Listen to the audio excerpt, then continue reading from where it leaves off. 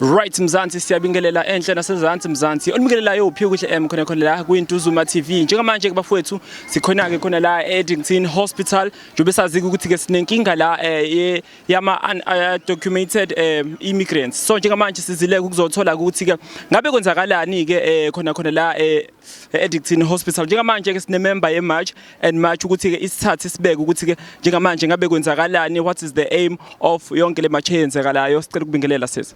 Yebo ngicela ukubingelela nami ku-TV, Ntuzuma TV. Yeah, siyabonga kakhulu. Please cela usithathe usibeke ukuthi ke njengamanje ke ngabe yini inspire ukuthi kugcine sekuba khona imarch ekanje ezokwazi ukuthi ke izolwisana nalokho ekulisana ngakho namhlanje usithathe usibeke uthathe umlaleli ukuthi umenza understand ukuthi kwenzakalani ezweni. Okay. Igama lami nguNokuthula mina kwaMsibi ilunga leMarch and March la eThekwini. Izathu sethu esizasize size la ezibhedlela. Sinenkinga yama undocumented foreigners asegcwalise ezibhedlela eThekwini.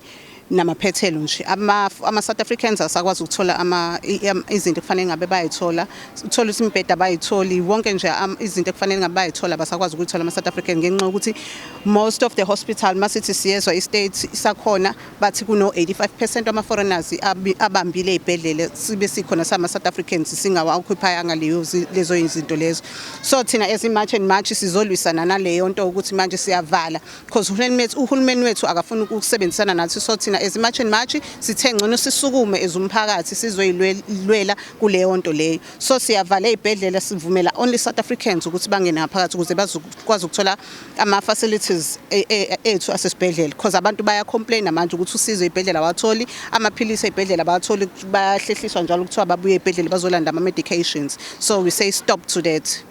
Siyabonga kakhulu. Is the government doing enough ukuthi ke anisize ukuthenini ke inhloso nqangi yeMarch and March nanokuthi ke kusizakale ama citizens ase South Africa is he doing enough ukuthi anisize kule vision? No, government wethu akasizi kule vision. So that is why thina ezumphakathi wase South Africa sisukumelile ukuthi sithathe igxathu silekelele umphakathi because siyabona ukuthi asinayo igovernment asinawo usiyekelelile kuyo yonke into and there's a lot of foreigners in this country who are undocumented and beza nobugebengu beza nezinto eziningi la abantu bala eSouth Africa abanamsebenzi abanalutho bahlele emakhaya yonke izinto seyithola ama foreigners so we say stop to that. Right, your message ke kumuntu olalele lapha ekhaya it's either umuntu osemnyangweni thizeni ongakwazi ukuthi assist or umuntu ohleze ekhaya noma umuntu oyiforeigner owazi kahle ukuthi uhleli nje la eMzansi kodwa akanawo amaphepha. Your message to all of them ungathini?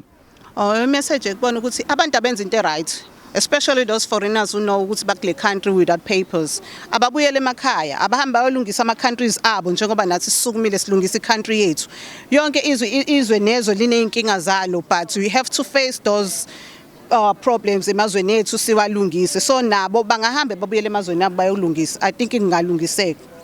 Siyabonga kakhulu. Ntuzuma TV ibikhona khona la Eddington Hospital ukuthi kwazi ke bafowethu ukuthi izonithatha inibeke ukuthi ke kwenzakalani ezweni sakhile. Hlala nathi ungasuki kuthina we still going through and sizothola more views ukuthi ngabe kwenzakalani.